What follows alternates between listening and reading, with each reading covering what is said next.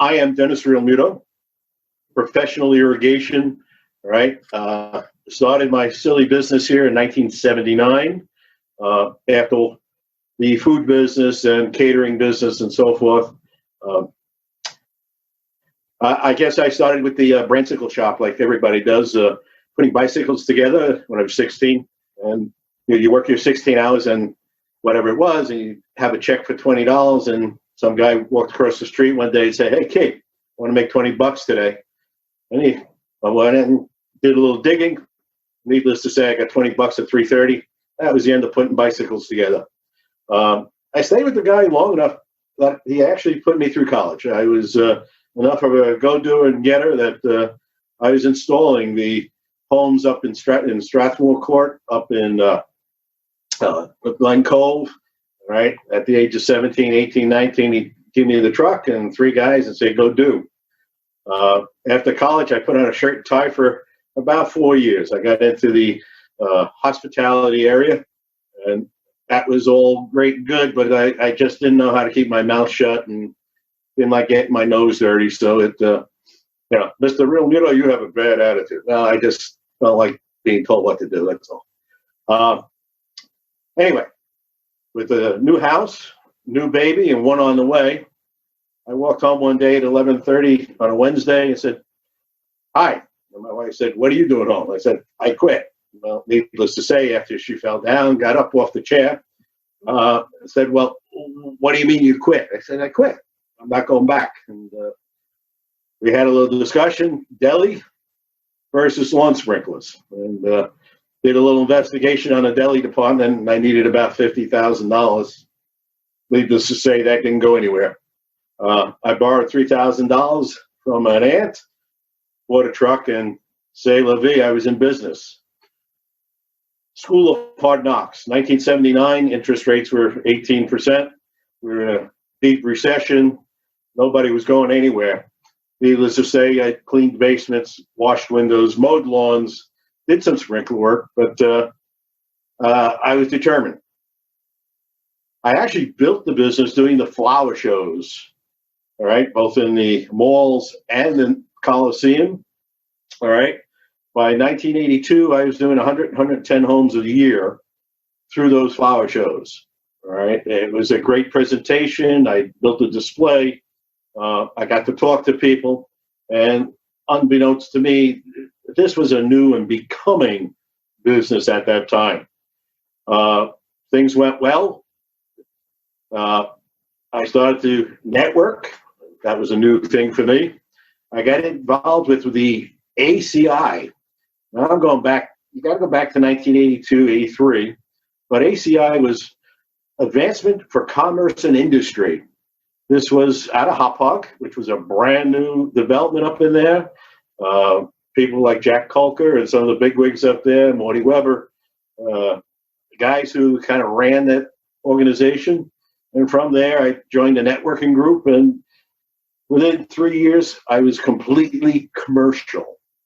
All right, with the business boom, I was doing work for all the big builders, a lot of the condo projects, a lot of the mega malls, a lot of the business centers. I have mentioned places like Heatherwood, Strathmore. The Strathmore gates, I did them all. Heatherwood properties, which are 15, 16 properties, I did them all. I could go up and down Veterans Highway and say, that's mine, for the Racanellis and everybody else. Well, that was all great until about 1990, all right? The U.S. government decided to moderate. The Federal Reserve didn't like where the fundings were going, wanted to stop the inflation, and suddenly they put restrictions on everything. Well, that took the booming economy and put it in a dumper. I was sitting here with a bag of receivables that was about $120,000. And as anybody will tell you in his attorney, those companies who couldn't pay their bills filed Chapter 11. We're talking about the big boys.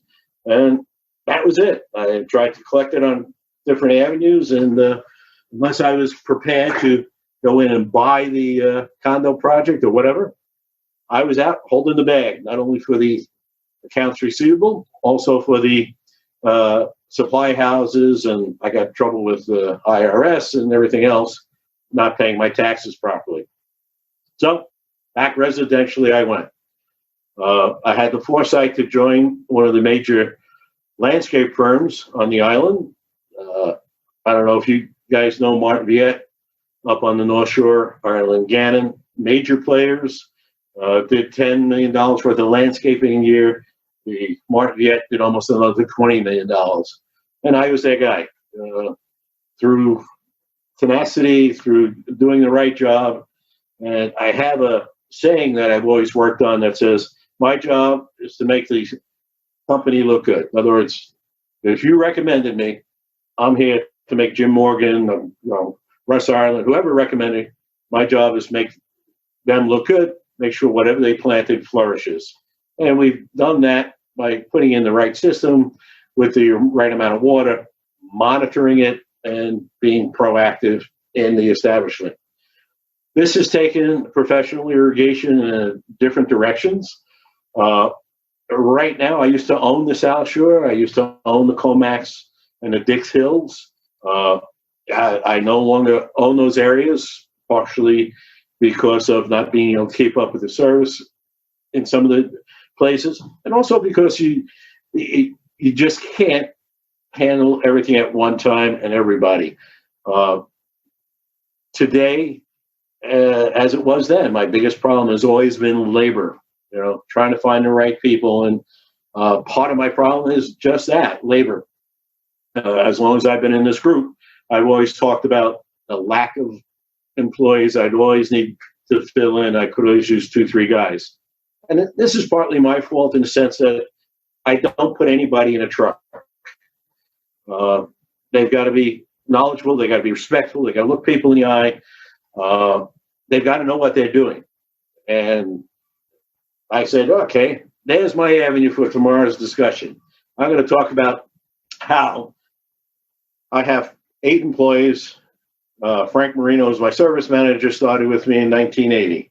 Wayne Dowdy walked in the office in 1983. He's my foreman. My key serviceman walked in the office in 1985 as a dropout of school. His mother used to drive him to work. He was 16 years old. Well, case in point, Ron is still with me. Case in point, he's married, car, house, and his son is in med school. So, things change, things move on, but that's been my mantra. I've got Spanish guys who've been with me for 20, 25 years. Tomas walked in here. We used to call him Speedy. And now I tease him because he was a ball of fire. He'd walk on the job. He could do twice the work, twice as fast. I teased him the other day, and I watched him walk and do it. I said, Tomas, what happened to Speedy? Oh, Mr. Danny, no Speedy no more. Right? The poor guy's been with me 22 years. He's now 58. Right? He's no longer Speedy, but I tease.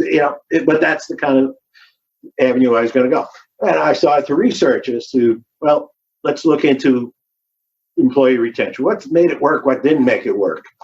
And that's where my avenue, my little tail was going to go.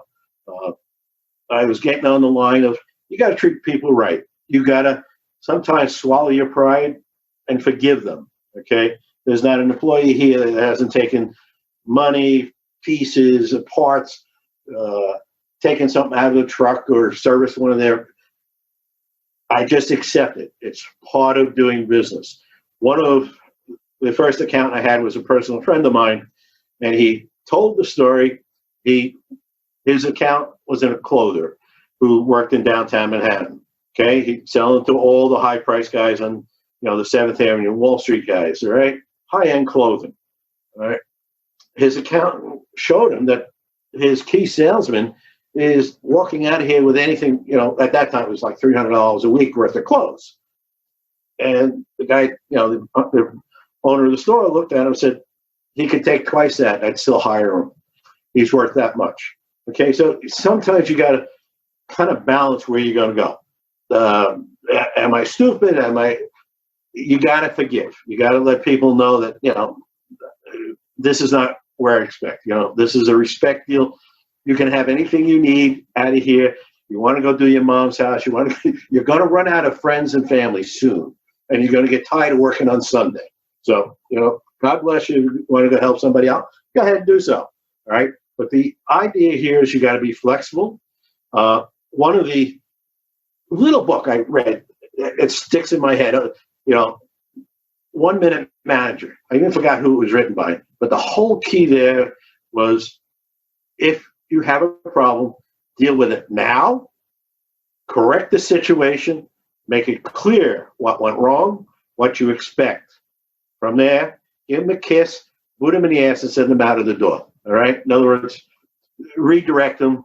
Don't dwell on it. Let it go. Don't be stupid about it, but, you got to deal with people. Well, with all that said, the other gig I was going to mention was Dale Carnegie. Again, going back to old school, I got involved with Dale Carnegie and was an assistant rep, or whatever they called him at the time, assistant teacher. I did that for 3 years until my wife said, "That's enough of that shit." But long story short was, I'd go out and tell stories. And the idea was, Merrill mentioned before the ahs, oohs, and ees. It actually teaches somebody how to get up in front of somebody and talk. If you asked me to read this 10 pages I wrote, I'd be sitting going, I found out I'm dyslexic. I can't read and talk at the same time. I can read, I can't talk. They thought I was a dummy in school, but say lo, as long as it was a Motor Trend magazine, I could blow through it in about 20 minutes. But give me a boring book that you asked me to read out loud, forget about it. Anyway, 4:30 yesterday afternoon, I get a phone call from an employee that had a little tit for tat with the foreman yesterday, and he walked away at 6 a.m. in the morning. I reached out to him 3 times yesterday. He finally called me back. Said, "Mr. Dennis, I want to thank you for 22 years of work. I've learned a lot, He took my whole presentation and just threw it in the garbage. I messed up with him, big time, but I saw it coming. 2 things. The lack of being able to fill in the lower staff keeps everybody down. All right? This man is now 38 years old. All right? Been with me a while. Knows what the hell he's doing, but I could not promote him out further. He was the foreman's number 2 man. He's the man who could handle the truck, build the manifolds, sweat the pipe. When the foreman was out, I went on the job, handled what he had to do, or whatever, and I could leave the job, check on him a couple of times, but he was able to take Wayne's place. My problem was I could not promote him, and yet at the same time, I could not put him out in the field as a technician. All right, this is where I get to my own faults.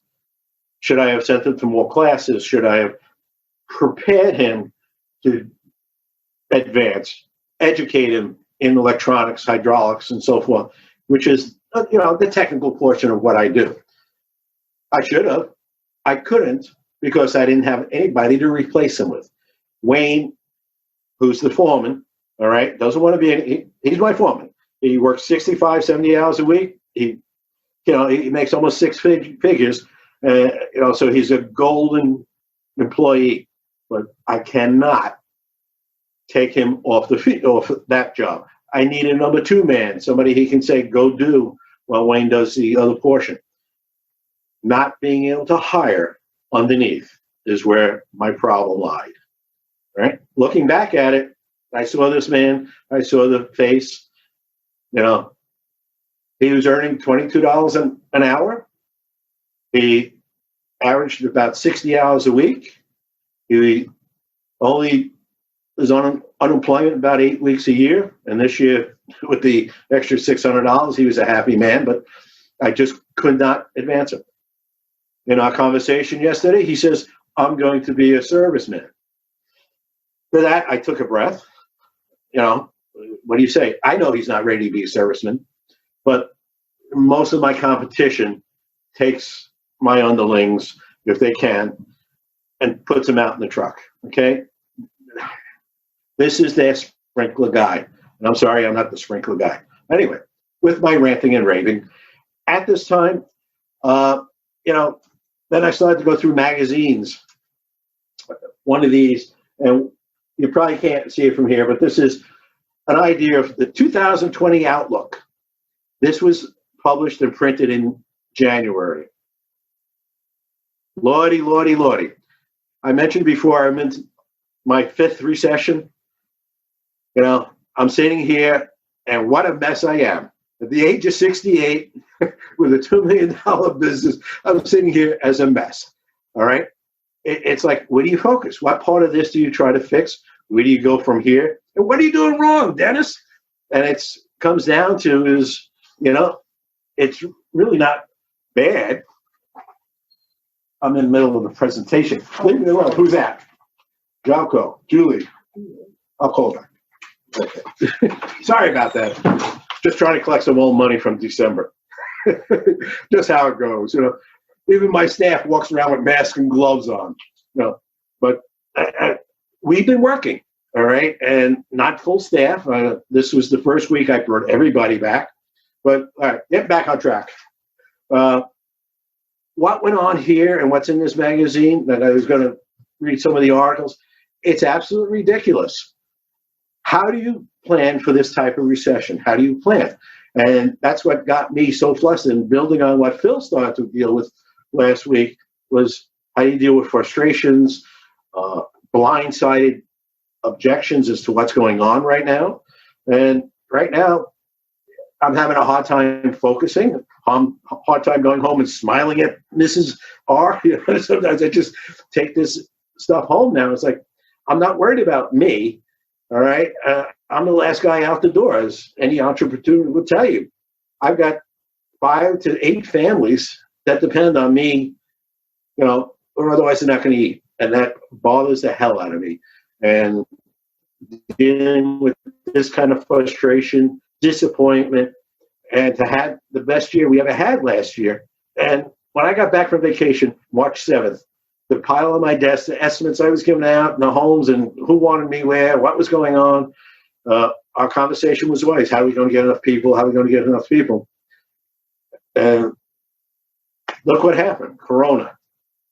You know, 6 months ago, Corona, social distancing, and just trying to get, you know, and as I was asking Nicole, I'm concerned this could be a major problem 3 to 6 months down the road. All right. The last recession was the worst one of all. Okay. The recession that occurred we're going back to 2009. All right. By 2011, I was in such a deep hole. I ended up borrowing $170,000. I refinanced the house at $350,000. That little $29,000 mortgage I blew back up to pay everybody off, to pay my taxes, to pay, you know, the IRS.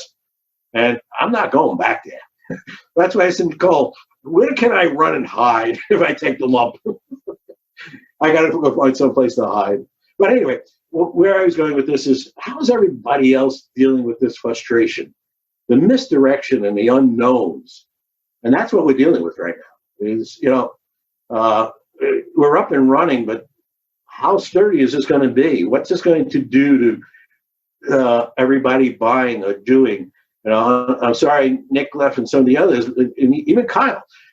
What's this doing to other people, and what are they buying, what they're not buying? You know, are they going to continue to come back? You know, if you listen to the Mr. President, his face has gone from everything's okay to I'm not happy. All right. And I'm afraid he knows too much as to what we're going to be in 6 to 8 months. So that's kind of my presentation. I want your feedback and your opinions.